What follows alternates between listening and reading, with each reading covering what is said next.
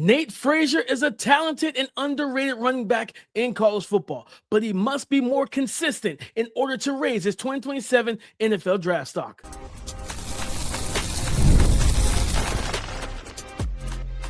You are Locked On NFL Draft, your daily podcast covering the NFL Draft. Part of the Locked On Podcast Network, your team every day.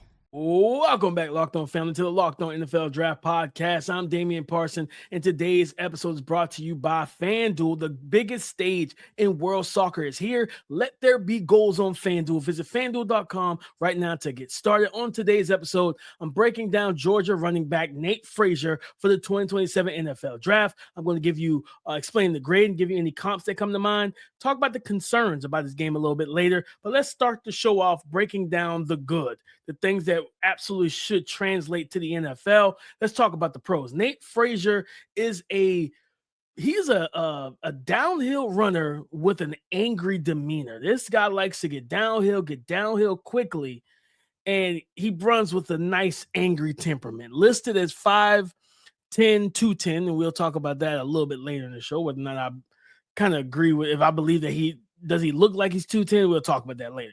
But he's listed at 5'10", 210. On the season last year, 173 carries, 947 yards rushing, 7 total touchdowns. And some of the things I really like about Nate Frazier is, again, that physical downhill running style. I like my running backs to play with a certain level of oomph, if you will. Like, don't be afraid to mix it up. Don't be afraid to really apply that pressure to the defense. I feel like he plays with a strong burst and acceleration through the line of scrimmage. If he sees a hole, if you give him a lane, this is a guy I believe that, just watching him, he hits it. He hits it with he's kind of that slow to fast through, or slow to quick through, as Keith likes to call it. I call it slow to fast through. And that's the way I was taught growing up. And so with Nate Frazier, I see a running back that's slow and patient to the lane, but once it opens up, he hits it. Right, he shifts gears, the accelerator accelerates, and he's through the lane into the second level of your defense. And then again, he runs well behind his pads. This is a guy that will lower the shoulder, right? Lower the shoulder, set the tone of sorts. When he's in the alley against single defenders, linebackers, corners, or safeties, and everything. I think he has a solid stiff arm as well. Again, that angry running style. Right. So all that pairing together, when you have a guy that has that mentality, that angry running mentality, then he has a burst and first step quickness through the line of scrimmage. That bodes well for productivity, right? So you're able to maximize your runs that way, whether it's, hey, getting through the teeth of the defense, getting through the first layer, the first line of the defense, the defensive line. If they have a good defensive line and you can get past those guys, let's say the second level is a little susceptible. Let's say those linebackers aren't as physical, right? Those linebackers aren't as athletic. Now you're into an area, or the second level of the defense, or the area of defense where you have the advantage. Right, you're away from the big boys. You're away from the big uglies, the big physical guys on the defensive line. Once you get through that first level and get past those guys, now it's your job to make things happen. And he showcases some solid stop-start ability and be able to allow defenders to overrun things and cut back. You see a little bit of that too. So definitely, a talented runner that I think Georgia should give the ball to more. Again, he had. How many carries did he have again? He had 173.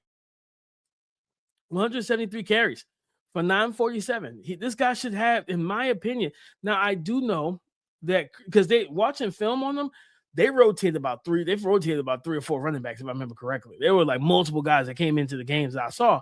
So one thing Kirby Smart has been great at since he's been at Georgia, he doesn't overwork his running backs, right? His running backs, you don't know they're a workhorse until you get them into your NFL team. Until they get the rookie camp and training camp, you're like, oh man, this dude can handle 20 carries. He didn't handle 20 carries like that in college because Kirby Smart preserves the bodies of his running backs for the most part. And listen, I commend him for that, right? Some schools, hey, you getting that. When we talk about Keon Lacey, 306 carries, I don't want 306 carries for him again this year. I want, let's say 240.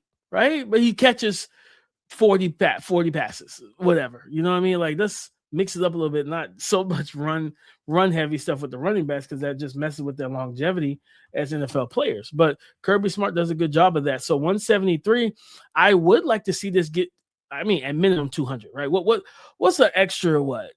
What's the extra like 23? What's the extra? I mean, 27 carries, right? You know, we don't do math on the spot. But the point is, like, what's an extra 20, 25 carries to get him 200 carries or a little over 200 carries? I think you still preserve his body that way too. But here's the other thing. This is a 3-down running back, guys. I was pleasantly surprised to see how he was used. And he catches the ball out of the backfield, and I have his numbers here per ESPN. He had 16 catches for 116 yards, 7.3 per reception, and he had 1 receiving touchdown. But it's not just the pass catching that I really like.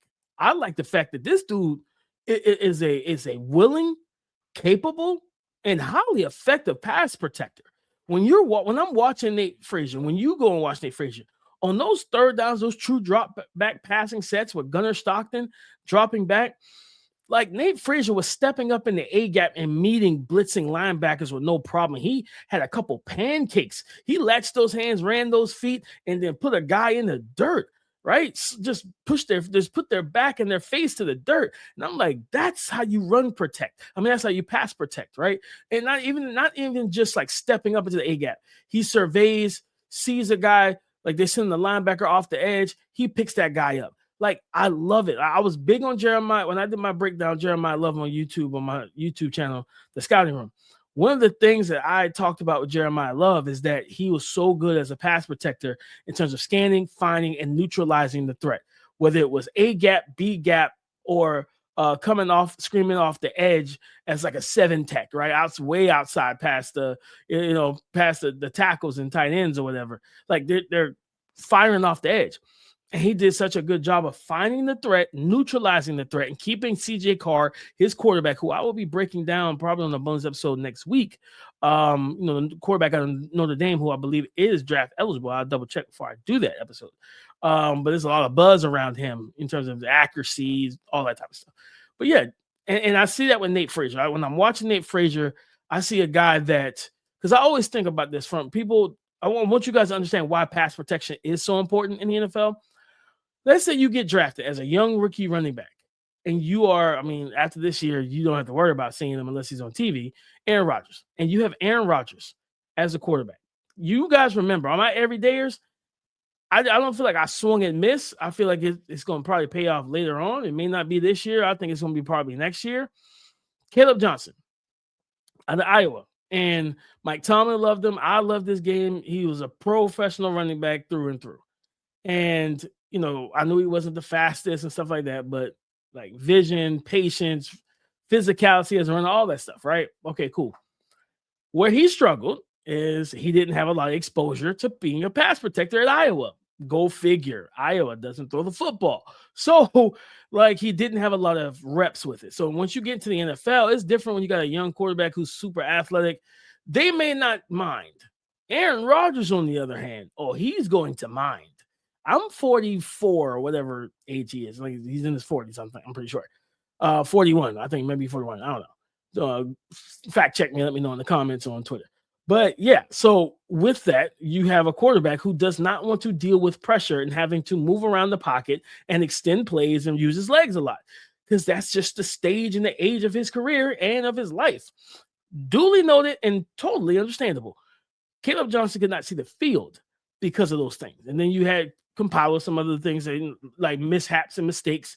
I think fumbling on kickoff return, and they tried to get him on the field, and he just, I think it was rookie jitters, and he just made a lot of mental mistakes. So I think for him this year is going into camp and into training camp in a couple of weeks and all that.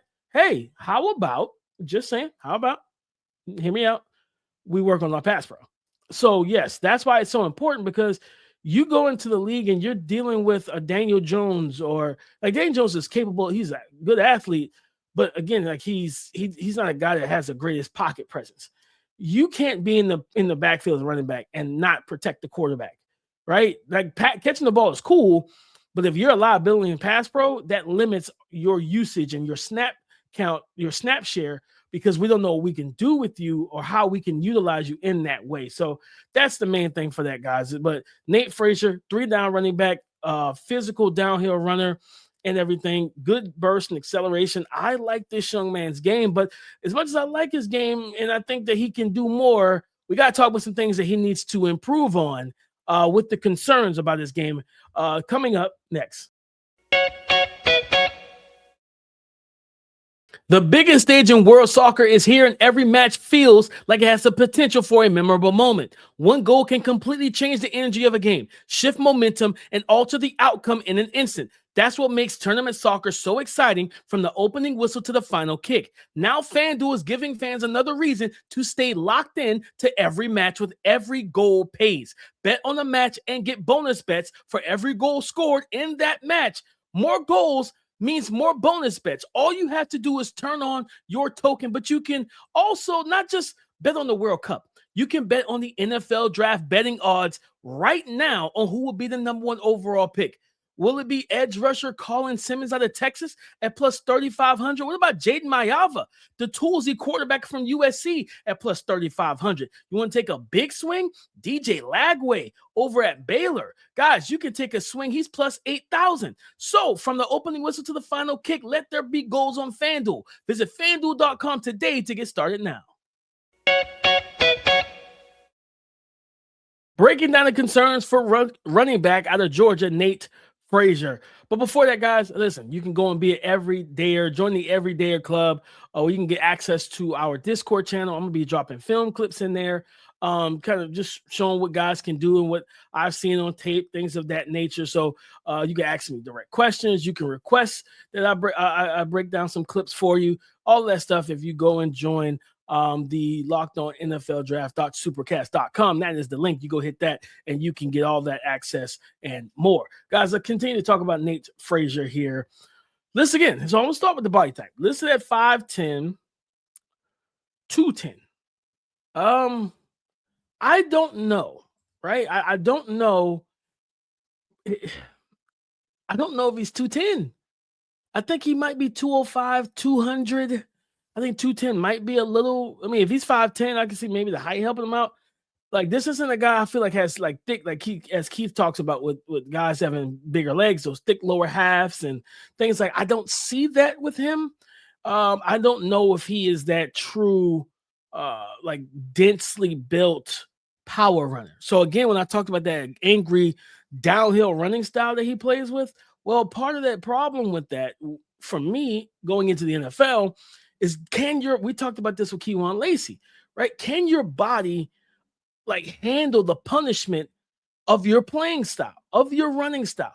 Because running the football with such a, I'm gonna tell you, no, I'm not. I'm gonna wait because I'm gonna compare his running style. I'm not saying that's who he will be, but I'm gonna compare his running style to somebody later on, right? To close the show.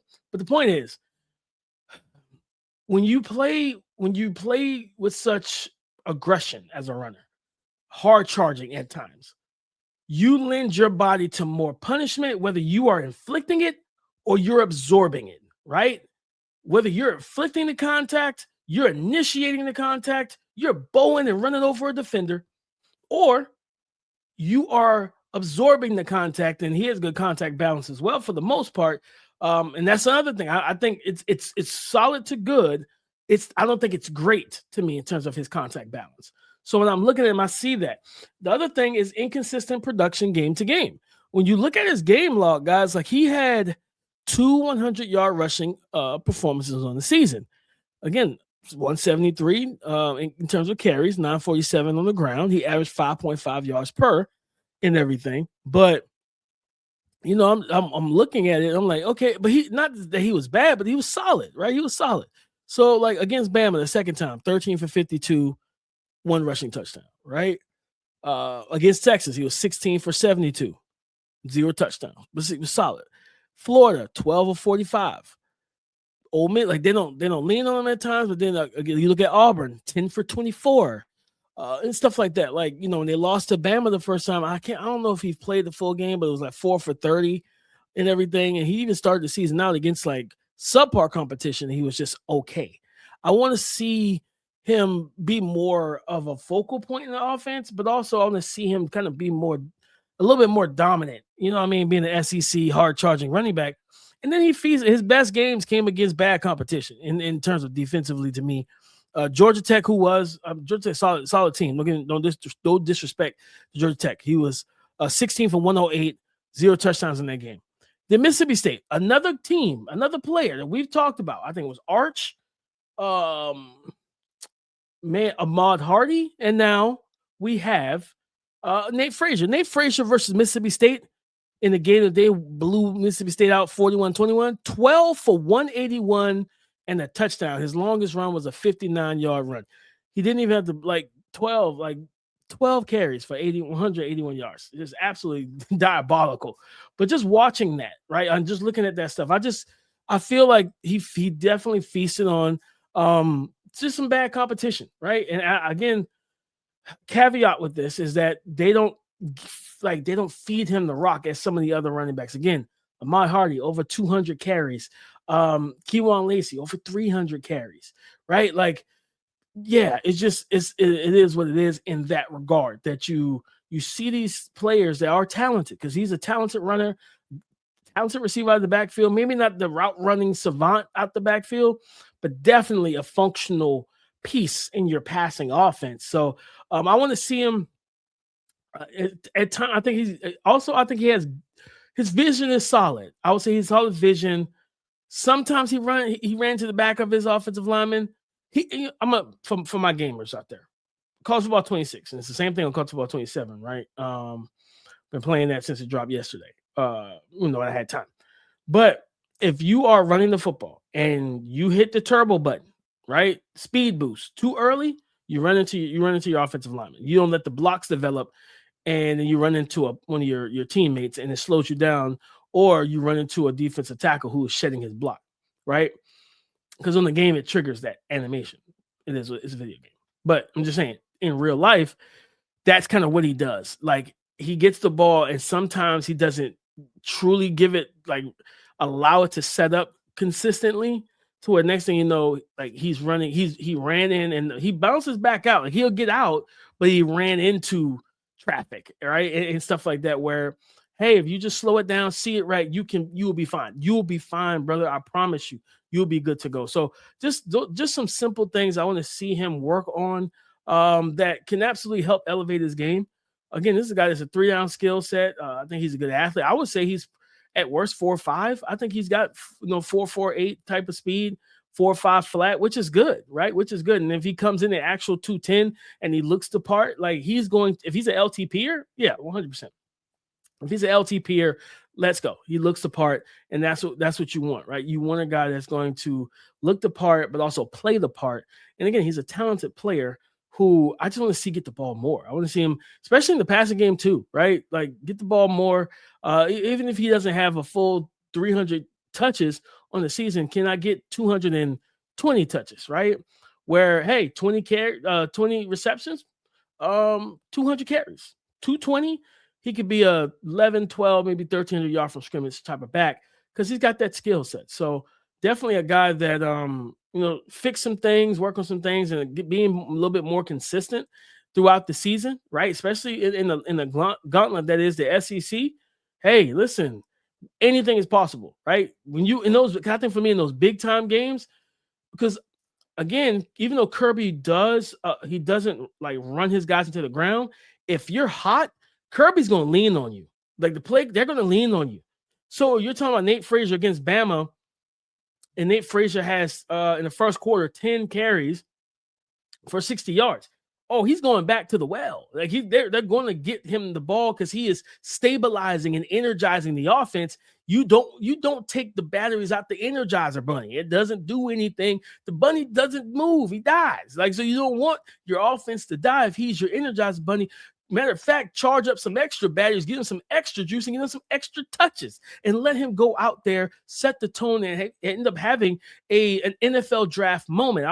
We talk about those things, like Heisman moments, NFL draft moments, those games that you can point to, say, man, he proved that he is a legitimate NFL draft prospect. Look what he did to Bama. Look what he did to Ole Miss. Look what in those big games, I want to see him be a big-time playmaker for this Georgia offense. I believe it's in there. I believe he has the skill set and tools to do it.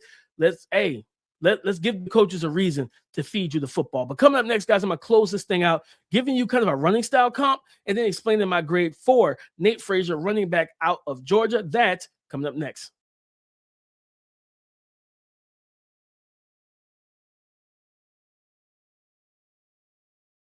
Thank you for making Locked On NFL Draft your first listen of the day. Thank you for making the Locked On Podcast Network, the number one sports podcast network in America. It's all because of you. Guys, Nate Frazier, explaining the grades. Right now, I have a late day 2 grade on Nate Frazier. I have him as a 3rd round prospect. I think he is talented. I think that he has good enough athleticism to excel and be highly effective in the NFL in NFL offense. I want to see more from him. I think, again, pass protection is there. We'll see what he actually times whenever he declares and runs the 40. If he runs the 40 at the combine or his pro day, whatnot, we'll see. He catches the ball in the backfield. I want to see the vision go from solid to good. Let the vision, his eyes and feet be paired together so he can find the run lanes and everything. But also, I need to see. I want to see him in person too, whether it's the Senior Bowl, combine, whatever. The body type. Is he really 210? Is he really his frame maximized and fleshed out to where you feel comfortable having him as a bell cow type of running back, right? High volume running back and everything, or is he more of a RB1, A1B, or RB2 in a committee, things of that nature? You think about, hey, we have Jahmyr Gibbs, right? We have Jahmyr Gibbs, or we have Bijan. We need a solid RB2 behind him. Is he that guy that goes day 3 and he's more of a platoon supplemental role, rotational back in that sense, where we have a star who are given all the majority of touches on offense too, but we want to also give him a breather and get him off the field. The wear and tear. We don't want to run them into the ground, especially once you're talking about Bijan and Jahmyr about to get a bag. You know why? Because they're some of the best players in the NFL, like top 20 minimum, right? These are some of the best players in the league.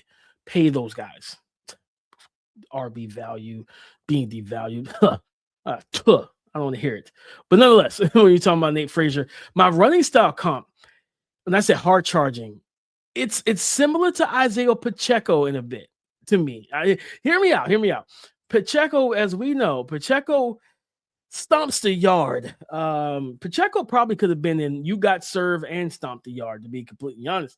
Probably more suited for Stomp the Yard because they did a lot of they were more, their dance moves were a little bit more aggressive.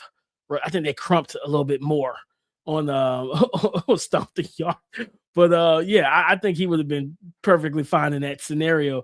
He's a hard charging running back too, and I think they may be similar in stature. So I could see it translating. But he was a hard charging running back for the Chiefs, especially once he first got there. He ran with a chip on his shoulder. He always runs with a chip on his shoulder. He has a very fast looking herky jerky run style to where you see him going through drills. I remember there's a clip that hit Twitter and even YouTube shorts where the people thought that he was moving faster than Jahmyr. And I'm like, no, Jahmyr's just super controlled. His movements are so precise and decisive. It's just step, plant, cut, jump, cut. It's no like all the shoulders moving, the head bobbing that Pacheco is doing. I'm like, guys, that doesn't really translate like that, right? But I could see Nate Frazier, that run style, being a hard charging guy, not super elusive. And then also because Pacheco would do the same thing where he would press the speed boost button in real life and kind of run into the pile instead of just like being patient, reading the action, things of that nature. So overall, man, I think, I said 3rd round, mid to late, later in day 2 of the draft right now. Again, I think that this young man still has, there's still some juice in the fruit to squeeze out and everything. And I think if they really lean on him, let him get hot early in games and feed him the ball. I'm not saying 25, 30 touches. I'm not saying that, but 14, 12, 15 to 17, maybe 18, or even hitting the 20 mark in some, depending on the opponent, right? Depending on the opponent. You know what I mean? Like, I just think that they could do more when it comes down to Nate Frazier. Talented player. I like the strength. I like what he brings to the table. Because he does run hard. He runs behind his pads. But again, that body type just kind of worries me of like holding up with his hard charging running style. Because I think Pacheco started battling injuries and things like that. It is what it is. It catches up to the biggest backs too, the bigger backs. No, unless you're Derrick Henry. Derrick Henry is literally LeBron James of the NFL in terms of how he takes care of his body, how he works and trains his body.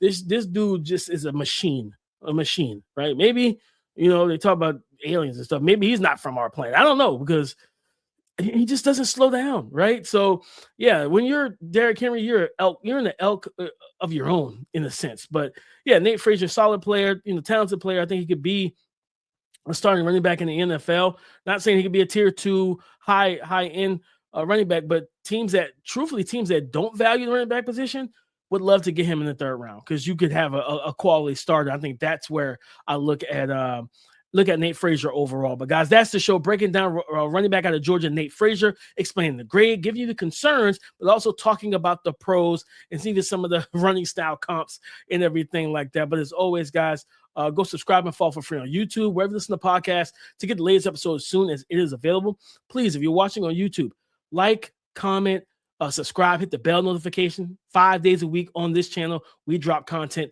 consistently here on the Locked On Podcast Network. If you're listening on audio, go ahead, be courteous to your boys, show your boys some love, leave us a 5-star review, whether it's Apple Podcasts, Spotify, iHeartRadio, whatever. Leave us a great review, give us a great grade, great review, and just show some love. And it's free to support the podcast overall, because we're heading into a major 2026 college football season. I can't wait. We have a lot of stuff coming down the pipeline. Matter of fact, on Monday's show, Keith will be back. Hopefully he's not under the weather anymore, not battling that cold he's been dealing with. But what's going to happen, guys? We're going to get into those DBs, man, those corners. Leonard Moore, is he truly CB1 of this class? We're going to talk about that all on Monday's show. So come and join the conversation again tomorrow on the Locked On Podcast Network, your team every day.